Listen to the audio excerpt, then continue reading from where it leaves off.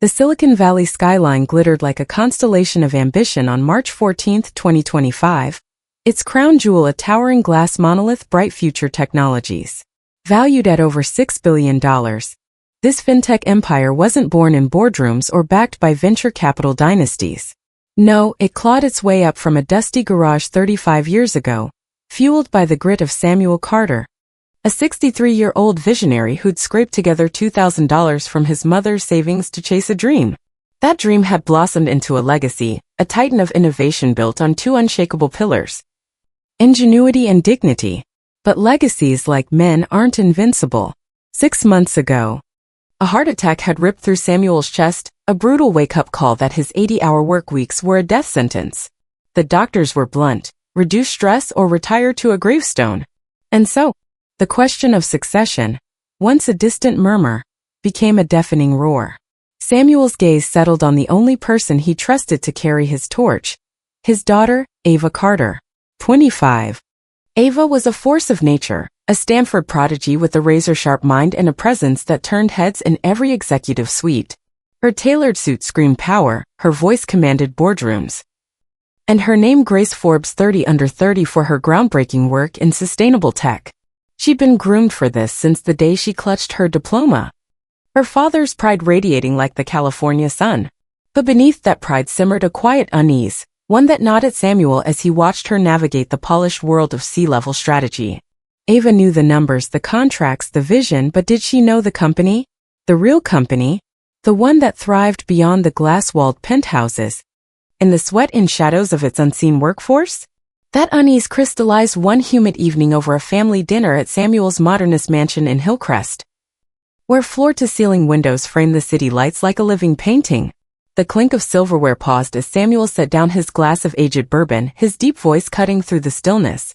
"Ava, I've never been prouder of you," he began, his silver-streaked hair catching the chandelier's glow. "Your brain's a damn marvel. Stanford didn't teach you that. You were born with it. But there's something you don't know, something no report or MBA can show you." Ava's fork hovered midair, her hazel eyes narrowing with curiosity. She leaned forward, her perfectly arched brow lifting. "What don't I know, Dad?" Her tone was playful, but beneath it lurked the steel of a woman who'd never backed down from a challenge. Samuel sighed, the weight of decades pressing into his broad shoulders. "You don't know the trenches. The real bright future. The one that runs on the backs of people without titles or corner offices. I built this company from nothing, Ava. I was the janitor, the accountant, the delivery guy. I scrubbed floors before I signed deals. That's how I learned what matters, every cog, every soul. But you?" He paused, his gaze locking with hers. "You've only seen it from the top. And whispers are reaching me, ugly ones, about a culture that's drifted from what I intended. Managers put on a show for me. For you. We can't lead what we don't understand." The words landed like a gauntlet between them. Ava's pulse quickened, not from offense, but from the spark of a dare. She set her fork down, her mind already racing. "What are you suggesting, Dad?" she asked, her voice low, electric. Samuel leaned in, his eyes glinting with the fire of a man who'd fought every battle worth winning. "Go undercover. 3 weeks. No privilege, no shortcuts. Join the night cleaning crew, see the company the way they do, from the bottom up. Feel it in your bones. Then tell me if you're ready to lead." For a moment, silence swallowed the room, broken only by the distant hum of the city below. Ava's lips curved into a faint, defiant smile. "You're serious," she said, more statement than question. Samuel nodded, unflinching. "Dead serious." She exhaled sharply, the weight of his challenge sinking in. 3 weeks as a nobody in her own empire. A test not just of endurance but of identity. Could she shed the designer heels, the commanding aura, and become invisible? Could she stomach the dirt of the world her father had shielded her from? Ava Carter didn't flinch from anything. "All right," she said, her voice steady as steel. "I'll do it. But when I come back, you'll see I'm more than ready." Samuel's deep laugh lines softened, pride warring with concern in his weathered face. "I hope so, kid. I really do." That night, as the city lights winked beyond the glass, a plan took shape. One so audacious it would either forge Ava into the leader bright future needed or break her entirely. The next morning, Ava stood in front of her mirror, her transformation already underway. Gone were the sleek blazers and diamond studs that screamed executive. Her straightened hair surrendered to its natural curls, then vanished beneath a plain headscarf.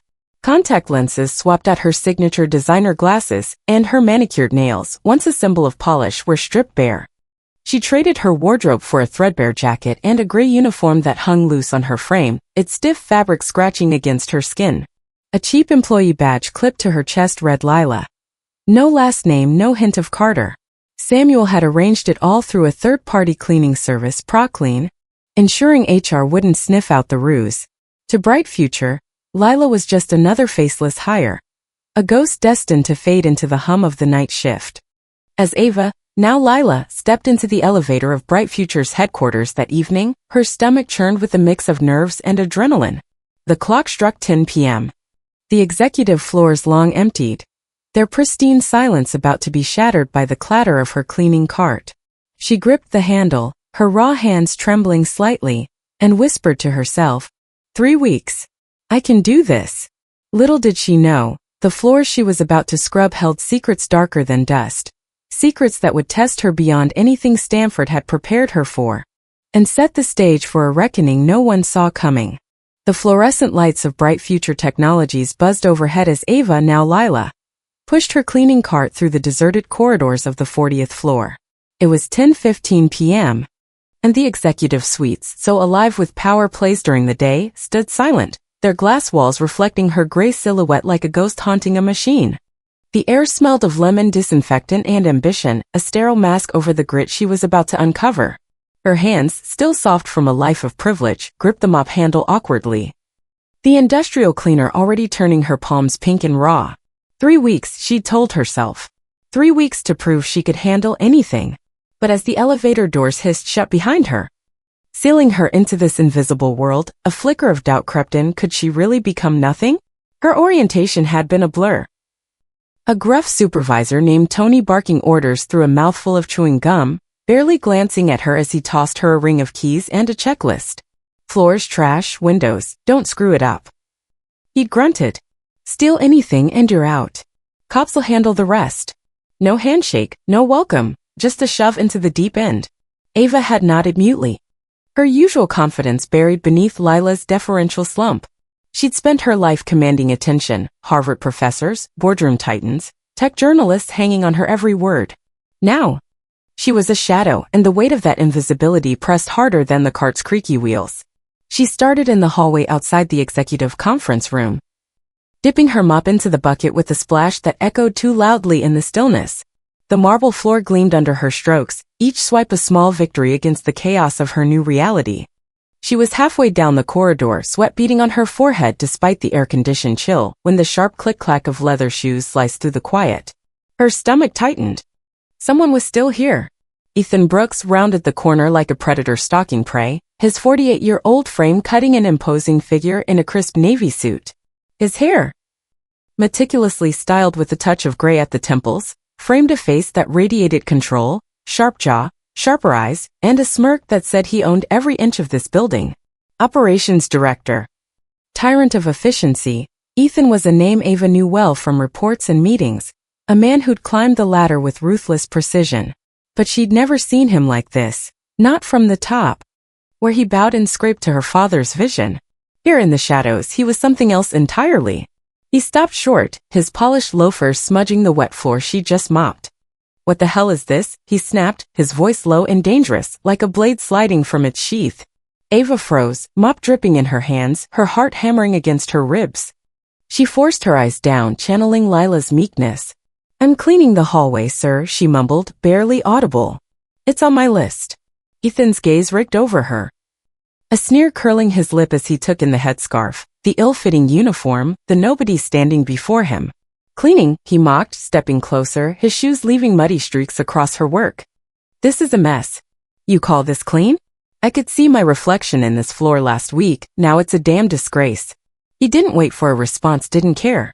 To him, she wasn't a person, just a tool malfunctioning. Ava's jaw clenched, a flare of her old fire threatening to break through. She could have ended this in seconds, one sentence, one reveal, and Ethan Brooks would be groveling at her feet. But that wasn't the plan. She swallowed the retort, her voice trembling with forced submission. "I'll fix it, sir. Right away." "Fix it?" Ethan laughed, a cold, hollow sound that bounced off the marble. "You're too slow, too sloppy. People like you don't belong in a place like this." He turned as if to walk away, then paused, his hand darting to the cleaning cart. Before Ava could react, he snatched the bucket, her bucket, heavy with soapy water, and swung it toward her. The cold wave hit her like a slap, drenching her hair, soaking through her uniform, pooling at her feet on the floor she just polished. She gasped, the shock stealing her breath, water dripping from her lashes as she staggered back. Ethan dropped the empty bucket with a clatter, his smirk widening into something crueler. "Now you've got something real to clean up," he said, his tone eerily calm. "Make it spotless. Or don't bother clocking in tomorrow. I'll be checking." He stepped over the puddle, his shoes tracking wet prints down the hall, and disappeared around the corner without a backward glance. For a moment, Ava stood frozen, water seeping into her socks, her soaked uniform clinging like a second skin. The humiliation burned hotter than the chill sinking into her bones. It wasn't just the water, it was the intent. The deliberate, calculated cruelty of a man who knew he'd face no consequences. She knelt, her knees splashing in the mess, and grabbed the mop with shaking hands. Tears pricked her eyes, but she blinked them back, fury hardening into resolve. This wasn't just a test anymore. This was war. As she scrubbed Ethan's footprints from the marble, her mind raced. She'd come here to learn, to see bright future through her father's eyes, but what she'd found was a rot festering beneath the shine. Ethan Brooks wasn't an anomaly, he was a symptom. And if this was night one, what horrors waited in the next 3 weeks? She wrung out the mop, the dirty water swirling like a storm in the bucket, and made a silent vow. Ethan would pay. Not tonight, not tomorrow, but soon. She'd bury him with the dirt he thought she was made of. The clock ticked past midnight as Ava finished, the hallway gleaming once more under the harsh lights. Her muscles ached, her hands blistered, but her spirit burned brighter than ever. She pushed the cart toward the next office, the wheels squeaking a defiant rhythm. Ethan had drawn first blood, but he didn't know who he'd just drenched. Lila might be invisible, but Ava Carter was awake, and she was watching. The second week dawned on Ava like a bruise, slow, aching, and impossible to ignore. Her hands, once pristine from a life of boardroom handshakes and touchscreen swipes, now bore calluses where blisters had burst and healed. The mop didn't feel foreign anymore, it was an extension of her, a weapon she wielded against the endless tide of dirt and disrespect. She'd learned to shift her weight to spare her back, to ration her energy for the long nights ahead. 3 weeks had seemed daunting at first, but after Ethan Brooks baptized her in humiliation that first night, Ava, still Lila, found a rhythm in the shadows. She moved like a phantom through Bright Future's gleaming halls, unseen but always watching, her resolve sharpening with every squeak of her cart's wheels. The executive floor at 11 p.m. was a different beast, quieter than the lower levels, but heavier with the ghosts of power plays and whispered deals. Ava had just finished the hallway where Ethan's footprints had mocked her, the memory of that cold water still a phantom chill against her skin. She pushed her cart toward the main conference room, its glass walls reflecting the city skyline like a dark mirror. Her checklist glowed faintly on the clipboard. Wipe tables, vacuum carpet, sanitized touchpoints. Routine. Invisible. Until it wasn't. The door swung open with a force that rattled the hinges, and Maya Torres stormed in like a hurricane in heels. At 42, the vice president of sales was a legend at Bright Future. Her team crushed quotas, her conference keynotes drew standing ovations, and her handshake could close a deal faster than a signature. Tonight, she was a vision of fury. Tailored blazer unbuttoned, dark hair spilling loose from its usual sleek bun, and a coffee mug clutched in her manicured hand like a grenade. Ava's breath caught. She'd seen Maya before, polished, commanding, a shark in the boardroom. But this was raw, unfiltered, and dangerous. "What are you doing in here?" Maya's voice cracked like a whip, her eyes narrowing on Ava midwipe of the conference table. The air thickened with her irritation, a storm brewing in the tight set of her jaw. Ava straightened, forcing Lila's meekness into her posture, though her pulse raced with something fiercer. "I'm cleaning, ma'am," she said softly, gesturing to the cart.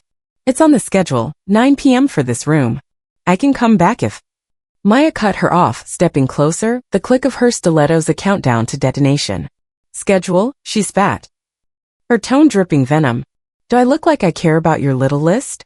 I've got a pitch to finish, millions on the line, and you're in my way, fumbling around like some incompetent nobody. She waved the mug, coffee sloshing dangerously near the rim. Get out. Now. Ava's fingers tightened around the rag, her instinct screaming to push back, to remind Maya that this nobody had once sat across from her in strategy meetings, outsmarting her on quarterly projections. But Lila didn't have that luxury. Yes. Ma'am, she murmured, turning to grab her cart. She'd made it 2 steps when Maya's voice sliced through again. Stop. The word was a command, sharp enough to halt Ava in her tracks. She turned, wary, and saw Maya's lips twist into something crueler than a smirk. You think you can just waltz in here, disrupt me, and slink off? No. You need to learn your place. Before Ava could process the words, Maya's arm swung forward. The coffee, scalding hot from the machine minutes ago, flew in an arc, hitting Ava square in the chest. The heat seared through her uniform, a white-hot agony that ripped a choked gasp from her throat. She stumbled back, the mug clattering to the floor as coffee soaked her shirt, dripped down her arms, and puddled on the carpet she'd just vacuumed. Pain bloomed across her skin, raw and relentless, but it was Maya's next words that cut deeper. Know your damn place. She hissed, stepping closer, her heels inches from Ava's trembling hands. Clean this up, properly this time, or I'll make sure you're scrubbing toilets for the rest of your miserable life. Maya didn't wait for a response. She spun on her heel and stormed out, leaving the door ajar and the room ringing with her disdain. Ava sank to her knees, the burn pulsing with every heartbeat, her soaked uniform clinging like a shroud. For a moment she couldn't move, couldn't think past the sting and the shock. Then the tears came, hot and silent, mixing with the coffee stains on her cheeks. She'd faced Ethan's cruelty, but this was visceral, personal, a brand of dominance etched into her flesh. She grabbed the rag, her hands shaking as she wiped the floor, the carpet fibers staining brown under her touch. The physical pain was bad, her chest throbbed, red and angry beneath the fabric. But the humiliation was worse. Maya hadn't just attacked her. She'd erased her, reduced her to a thing, a stain to be scrubbed away. Ava's breath hitched. But as she worked, something shifted. The tears dried and the tremble in her hands hardened into purpose. She wasn't just Lila anymore, she was Ava Carter, and she'd turned this burn into fuel. By the time she finished, the clock read 12:30 a.m., and the conference room gleamed again, pristine as if nothing had happened. But something had. Ava stood, wincing as the fabric tugged at her tender skin and caught her reflection in the glass wall. The headscarf was askew, her face flushed. But her eyes, they blazed with a fire Ethan's water hadn't doused and Maya's coffee couldn't quench. She reached into her cart, past the bottles and rags, and pulled out a small digital recorder she'd started carrying after night one. Her thumb hovered over the button. She hadn't used it yet, hadn't needed to, but now it was time. She pressed record, her voice a whisper in the empty room. March 20th, 2025. 11:15 p.m. Maya Torres, VP of Sales, assaulted me with hot coffee. Threatened my job. This is day 8. She stopped the recording, tucking the device back into its hiding spot. It wasn't much, not yet, but it was a start. A weapon. Ethan had drawn first blood. Maya had burned her. And Ava knew this was only the beginning. Liam Hayes lurked somewhere in these halls, and if the pattern held, he'd strike soon. She straightened her uniform, ignoring the sting, and pushed the cart toward her next task. The night stretched on, but Ava didn't falter. She scrubbed, she swept, she listened. Every insult, every slight, she cataloged them in her mind, a ledger of injustices growing longer by the hour. BrightFuture wasn't just drifting from her father's values. It was rotting from within, and she was the only one who could see it. 3 weeks. She promised Samuel. 3 weeks to understand. But as the burn on her chest throbbed and the recorder weighed heavy in her cart, Ava realized she wasn't just here to learn anymore. She was here to fight. The 3rd week crept in like a predator, silent and relentless, its claws sinking deeper into Ava's bones. By now, the ache in her muscles was a dull hum, a background noise to the sharper sting of her resolve. Her hands, roughened by bleach and broomsticks, moved with a precision she hadn't known she possessed. Each swipe of the mop, each flick of the duster a quiet act of defiance. The burns from Maya's coffee had faded to tender pink patches beneath her uniform, a map of battles etched into her skin. 2 weeks of invisibility had taught her more than Stanford ever could: how to blend into the walls, how to listen through the noise, how to turn humiliation into a weapon. But as she rolled her cart onto the 38th floor that Thursday night, the air felt heavier, charged with a tension she couldn't name. Something or someone was waiting. Liam Hayes' office loomed at the end of the corridor, its frosted glass door glowing faintly from the desk lamp within. At 39, the marketing director was BrightFuture's golden boy: designer glasses perched on a sculpted nose, hair tousled just so, bespoke suits that screamed creativity with a corporate edge. Ava had sparred with him in strategy sessions, his charm a veneer over a mind that thrived on control. But tonight, as Lila, she was no match for him, just another shadow to be stepped over. She knocked softly, protocol demanding she check for occupants. A muffled "come in" slithered through the door, and her stomach twisted. She pushed the cart inside, the wheels squeaking a warning she couldn't heed. Liam sat at his desk, hunched over a laptop, his tie loosened like a noose unwound. The office was a curated chaos. Coffee cups teetered on the edge of a side table, papers fanned out in deliberate disarray. He didn't look up as she entered, his fingers tapping a staccato rhythm on the keys. Finally he muttered, his voice smooth but laced with irritation. "This place is a pigsty. Creative session ran late. Clean it up." "Thoroughly." Ava nodded, her headscarf dipping as she moved to the trash bin, emptying it with practiced efficiency. The room wasn't dirty, not really, but Liam's tone said he'd find fault no matter what. She'd finished the cups and started on the glass coffee table when he spoke again, his chair creaking as he leaned back. "You're doing it wrong," he said, his eyes flicking to her for the first time. They were cold, assessing, like a predator sizing up a meal. Circular motions, not straight lines. Glass smears otherwise. "Don't they train you people?" Ava bit her tongue, the taste of bile sharp in her mouth. "Yes, sir," she whispered, adjusting her technique under his scrutiny. He watched her for a minute, then stood, crossing the room with a lazy stride that belied the tension coiling in his frame. He stopped beside her, too close, his shadow swallowing hers. "Still smears," he said, running a finger along the table's edge and holding it up as if inspecting for dust that wasn't there. "Pathetic. Start over." Ava's hands trembled, not from fear, but from the rage simmering beneath her skin. She nodded, resetting her rag, when Liam's foot nudged the trash bin. Coffee cup she'd just emptied tipped over, spilling sticky grounds across the carpet she'd vacuumed minutes ago. "Oops," he said, his lips twitching into a smirk. "Guess you'll need to fix that too." She knelt, scooping the mess with a paper towel, her pulse pounding in her ears. This wasn't just cruelty, it was a game, a test of how far he could push before she broke. Liam crouched beside her, his breath warm against her ear. "You're slow," he murmured, his voice dropping to a dangerous purr. "Think you're better than this?" "Than me?" Before she could answer, he reached into his pocket and pulled out a slim, silver object. A flick of his thumb, and a blade snapped free, a pocket knife, its edge glinting under the desk lamp. Ava froze, her breath catching as he twirled it lazily between his fingers. "Move faster," he said, pressing the flat of the blade against the carpet, inches from her hand. "Or I'll give you something to really clean up." The threat hung there, sharp and real, the air crackling with its weight. Her eyes darted to the knife, then to his face. His smirk was gone, replaced by a gleam of something darker, something unhinged. She forced her hands to move, gathering the grounds, her heart a drumbeat against her ribs. The blade hovered, a silent promise, until she finished and stood, stepping back toward her cart. Liam rose too, pocketing the knife with a casual shrug. "Better," he said, adjusting his glasses. "But not good enough. Vacuum it again, twice. And if I find one speck tomorrow, you're done." He turned back to his laptop, dismissing her as if she'd never existed. Ava's legs shook as she plugged in the vacuum, the roar drowning out the scream clawing at her throat. She worked mechanically, the carpet pristine long before the second pass, but she didn't stop. Not until the clock hit 1 a.m. And Liam finally left, brushing past her without a word, his cologne a bitter aftertaste in the air. Alone, Ava sank against the cart, her hands gripping its edge until her knuckles whitened. The burn from Maya's coffee throbbed in memory. Ethan's water lingered in her bones, and now this Liam's blade, a line crossed from cruelty to menace. She wasn't just invisible here, she was prey. But prey could bite back.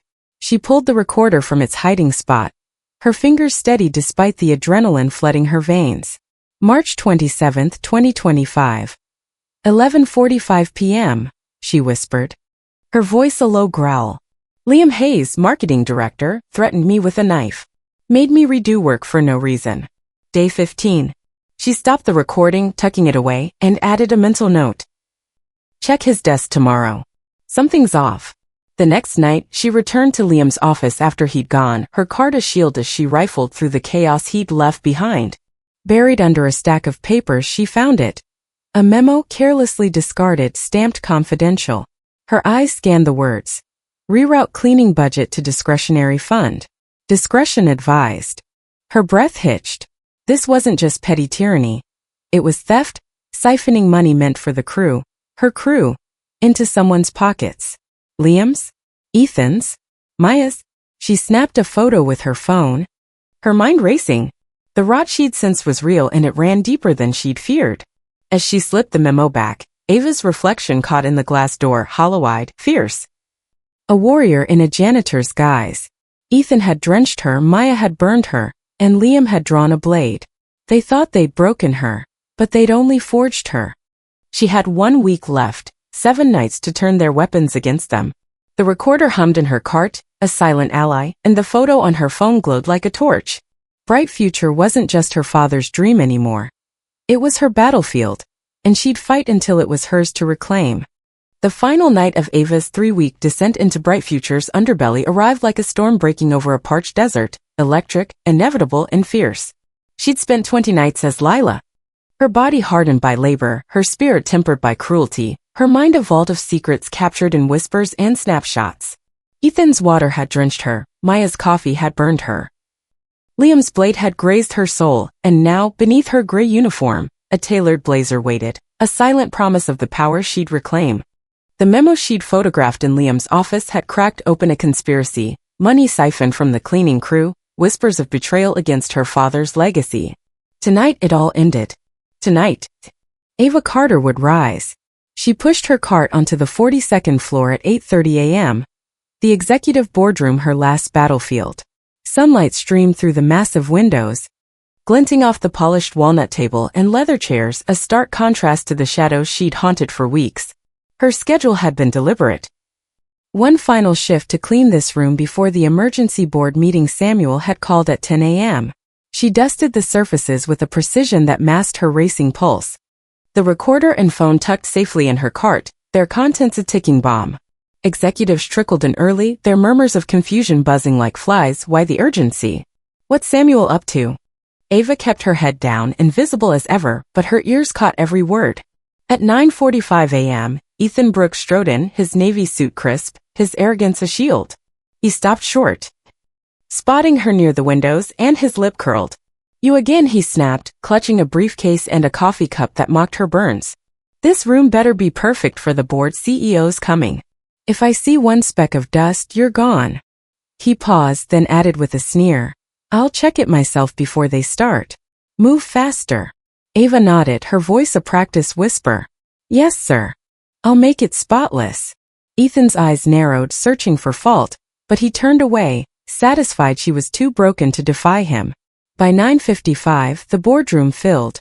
12 board members in tailored suits. Their faces a mix of curiosity and unease, and the trio who'd made her nights hell. Ethan, Maya Torres, and Liam Hayes. Maya sat with her arms crossed, her sharp features a mask of control. Liam adjusted his glasses, feigning nonchalance, though his fingers drummed a nervous beat.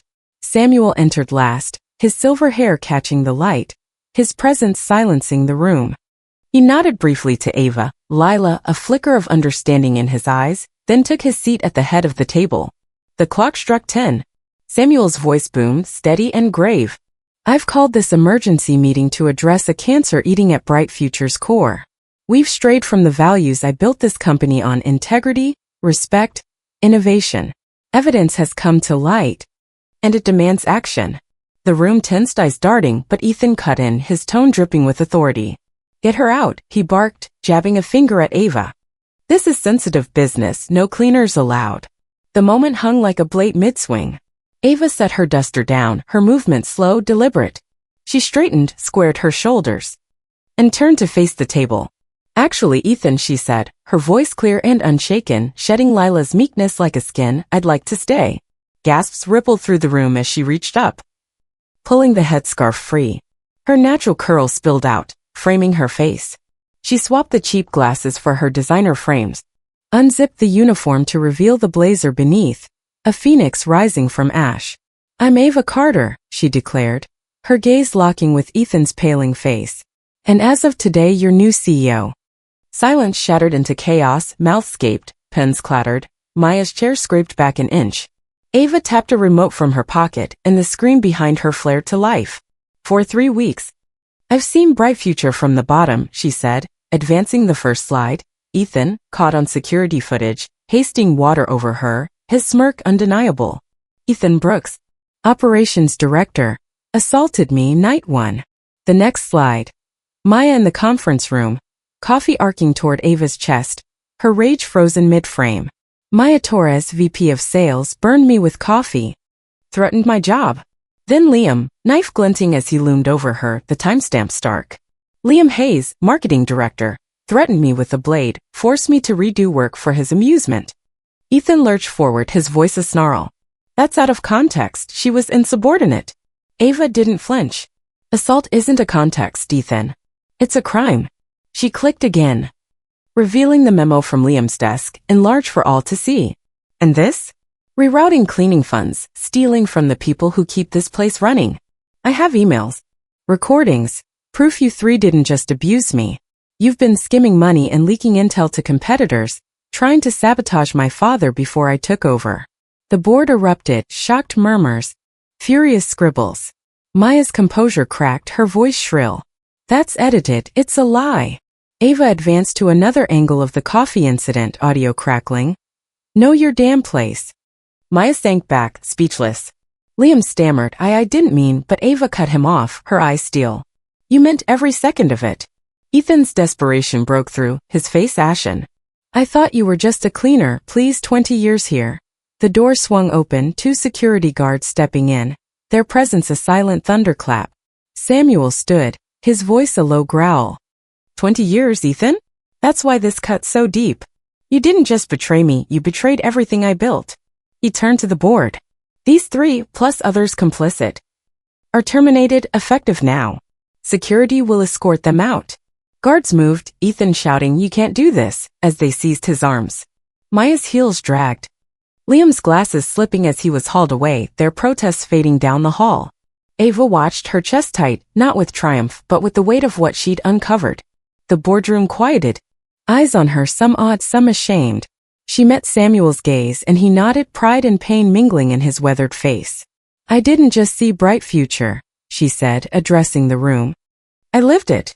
And what I found, a culture of fear, theft, betrayal, stops today. We rebuild, starting now. She folded the gray uniform over her arm, a relic of her war, and turned to her father. I'm ready. Samuel's hand found her shoulder, a silent vow. The storm had broken, and Ava stood at its eye, no longer invisible, but invincible. The echo of Ethan's protest faded down the 42nd floor hallway, swallowed by the hum of BrightFuture's steel heart.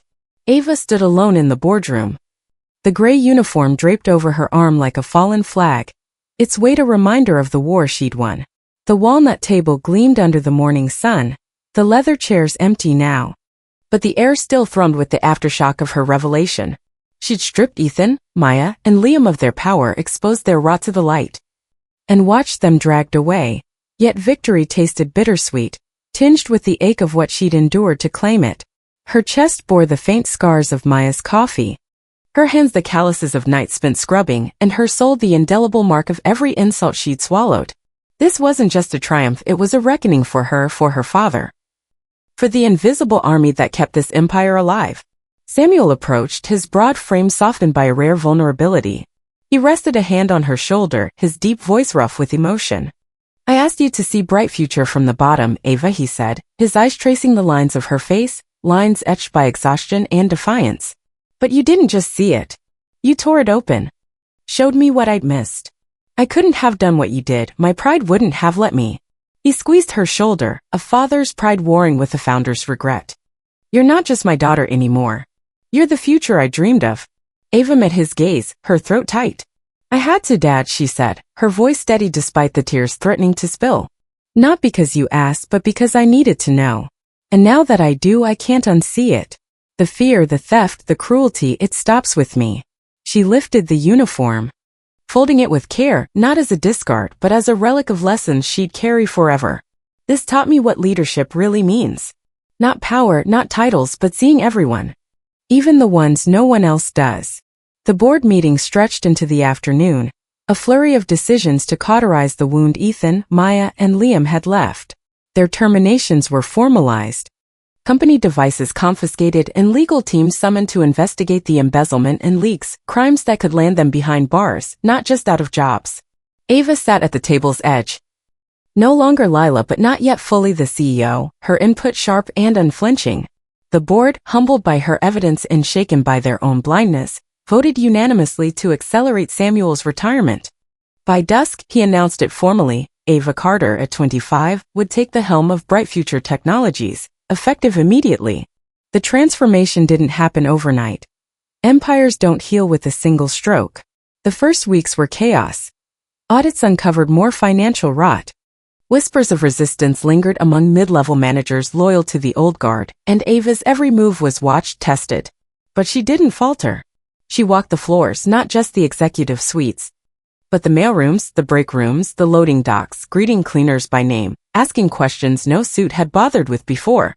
She slashed the discretionary fund Ethan's crew had fattened, redirecting it to raises for the night staff, to better equipment, to voices that had been silenced too long. Meetings changed under her watch, junior staff spoke without fear. Ideas flowed from the bottom up, and the culture of invisibility began to crack. 6 months later, BrightFuture stood taller than ever. Turnover plummeted, productivity soared. And employee surveys, once a formality, glowed with words like respect and heard. The company's stock climbed, not just from Ava's tech innovations, but from a trust rebuilt brick by brick. She unveiled a sustainability initiative that echoed her Forbes days, but now it was personal. Every panel, every circuit born from a vision shaped by the hands that had scrubbed floors beside her. The press called it a miracle. Ava called it justice. She kept the gray uniform in her office, hung on a hook behind her desk, a quiet sentinel. On tough days, when boardroom battles raged or old wounds throbbed, she'd glance at it, remembering the cold sting of Ethan's water, the burn of Maya's coffee, the glint of Liam's blade. Those nights hadn't broken her, they'd built her. Her body had changed, stronger, leaner, a testament to labor, but her soul had shifted more. Empathy wasn't a buzzword now, it was her compass. She saw power not as a throne but as a bridge connecting the top to the bottom she'd once been part of. One evening, as the sun dipped below Silicon Valley's horizon, Ava stood with Samuel on his hillcrest balcony, the city sprawling beneath them. BrightFuture's tower gleamed in the distance, a beacon of what they'd reclaimed. You were right, she said, her voice soft but firm. I didn't know the trenches. But I do now, and I'll never forget. Samuel smiled, his laugh lines deepening. I thought I was teaching you, kid. Turns out you taught me. Ava looked out, her curls catching the breeze, her designer glasses reflecting the last light. It's not my company yet, she said. It's ours, all of ours. The ones who build it. Not just the ones who run it. Samuel nodded, his hand finding hers, and they stood in silence, father and daughter, founder and successor, watching a legacy reborn. The shadows of the past had lifted, and in their place rose a dawn Ava had fought for, one where no one, from the top to the bottom, would ever be invisible again. And there you have it, Ava Carter, the woman who traded her designer heels for a mop and turned a corporate cesspool into a shining beacon. BrightFuture Technologies didn't just survive her undercover stint. It thrived, proving that sometimes the best way to fix a broken system is to dive headfirst into its dirtiest corners. But let's step out of Silicon Valley's glitzy glow for a sec and bring this home. Ever been stuck in a job where the boss thinks teamwork means do what I say or get soaked?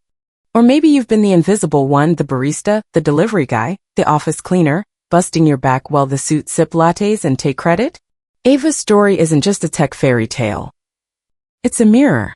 In 2025, with AI stealing headlines and billionaires racing to Mars, it's easy to forget the humans keeping the world spinning. The ones who don't get a TED Talk or a stock option. Here's the kicker, delivered with a smirk. Most of us won't have a billionaire dad to hand us a company to fix, or a secret blazer under our janitor gear to whip out for the big reveal. I mean, imagine me trying that at my last gig. My manager would have just thrown another mop at me and called it motivation. But Ava's real lesson? You don't need a corner office to see what's wrong or to start fixing it. It's about looking up from your own grind, spotting the Ethans, Mayas, and Liams in your life, and refusing to let their coffee burns define you.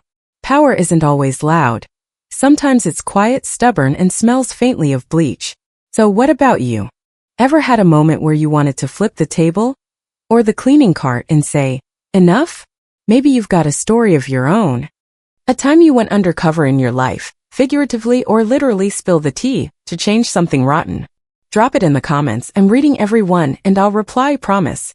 How would you handle an Ethan pouring water on your dreams, a Maya scalding your pride, or a Liam waving a metaphorical knife? Let's hear it, because if Ava can take down a corporate trio with a mop and a recorder, you've got a shot too. Oh, and before you bounce, don't forget to smash that subscribe button. There's more where this came from. Tales of grit, guts, and the occasional glorious payback, all served fresh from the XAI kitchen. Hit the bell too, so you don't miss the next time we dive into the trenches and come up swinging. See you in the next story. Stay visible, folks.